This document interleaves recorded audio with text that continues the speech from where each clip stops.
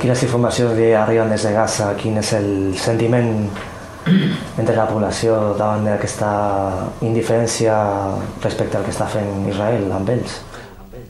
El que és ridícul que els governants no escolten la indignació de la població, tant d'aquí com del món àrab. O sigui, quan surten milers i milers de manifestants contra aquesta... Sí, però li preguntava sobre Gaza, sobre la gent de Gaza, sí. Home, les informacions que tenen... La gent de Gaza, Cisjordània. Sí, la gent de Gaza i Cisjordània està, resistint, indignada, impotent, clar, perquè amb aquesta maquinària que tenen davant no podem fer res, m'entens? Però resisteixen, no aixequen la bandera blanca, m'entens? No aixequen la bandera blanca. I això és d'admiració, no sé, aquí, segons la gent aquí que viuen bé, diuen, són tontos, tenen que rendir-se.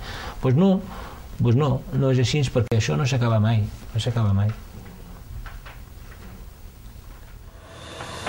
Bueno, vostè afirma en el seu llibre que va publicar fa poc, Palestina, ocupació i resistència, que és un resum una mica de la història de l'ocupació del seu país, que la voluntat política palestina mai ha estat en mans dels palestins. Es podria explicar una mica què volia dir? Sí, perquè des de la primera desfeta de Palestina del 48 restaven dos territoris petits, que és Cisjordània i Gaza,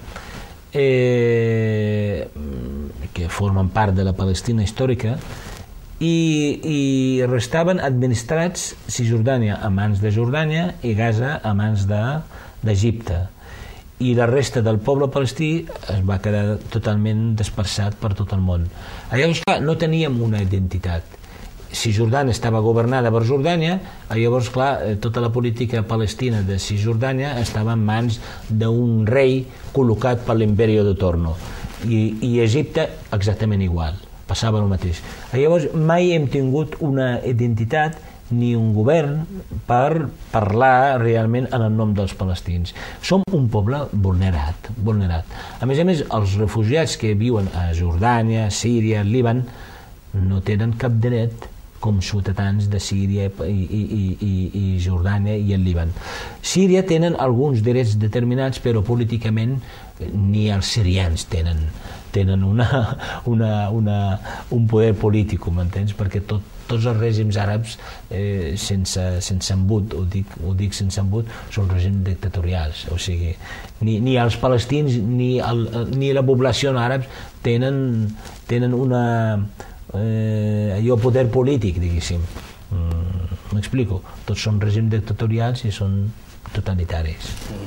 Però semblava fa uns anys que això podia canviar, no? Sí, amb la creació de l'OAP, l'OLP, però esclar, l'OAP on tenien les seves seus? A capitals àrabs. Llavors tampoc tenien la independència. Però parlo més aviat de l'Autoritat Nacional Palestina. I què és l'Autoritat Nacional Palestina? Quina autoritat és aquesta? L'Autoritat Palestina actua en Cisjordània, i Cisjordània està ocupada. Quina mena d'independència té? Et dono un exemple. El primer ministre de Palestina, es deia Corey, tenia una entrevista amb Condoleezza Rice.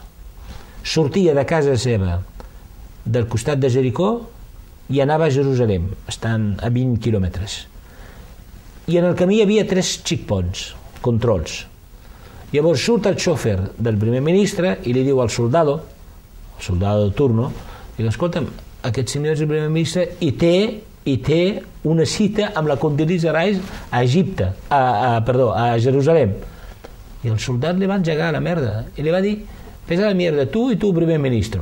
Un soldat, amb el peu pot parar la caravana del primer ministre. I aquesta és l'autoritat palestina. No ens enganyem, no hi ha cap autoritat aquí. Li donen títols de ministre i comandant en jefe i coses d'aquestes, però en realitat qualsevol soldat d'Israel pot anul·lar tota l'autoritat palestina. Llavors vostè creu que el seu grau real és el de... Una pantomima, no? Un fantotxe. No, volia dir més col·laboracionistes de fet. És que és el govern de Karzai d'Afganistan i el govern de Vichy de França i el Quisling de Noruega que els van col·locar els nazis. Bueno, ja queden només dues preguntes. Què creu vostè llavors que podem fer nosaltres com a simples ciutadans d'un petit país com Catalunya per ajudar al poble de Palestina? Repetir allò del dissabte, la manifestació del dissabte, que van sortir al carrer milers i milers de persones. I dir no a les injustícies, res més, dir no a les injustícies. I no estic parlant de Palestina, a totes les injustícies. La societat civil, tard o d'hora, si pressiona contínuament contra els seus governants tard o d'hora ho han de respondre. Això és en primer lloc. Segon, el boicot, sisplau, el boicot dels productes israelians. Aquests productes, tu, això on li dones realment, on li fa mal? L'economia. Sud-àfrica va caure gràcies al boicot internacional. Això va durar 20 anys. Jo no dic que ho hem d'aconseguir això en un any. No. Ja la societat catalana i l'europea en general, l'occidental i el món s'està ara cada vegada més conscient de que si els governs no poden fer res ni volen fer res, doncs és el ciutadà amb el seu granet i diu, mira, escolta, amb aquests productes allà no vull comprar, i punto. Ja està. I tens alternatives. I companyies que recolzen l'estat d'Israel contínuament, doncs, un boicot, i al cap d'uns anys possiblement seria més curt que els llargs de 60 anys de guerres. Això, el boicot de la ciutadania, ja ho sé que hi ha gent que diu, home, per comprar una bossa de dàtils no farem res, però sí senyor, es pot fer moltes coses amb això. Bé, aleshores ja us estan satisfets amb les mobilitzacions que hi ha hagut? Molt. A més, la gent tenia ganes de manifestar-se, o sigui, a part d'això, a vegades hi ha gent que em deien, hòstia, gràcies a vosaltres m'he desofegat, de la situació actual del món, m'entens?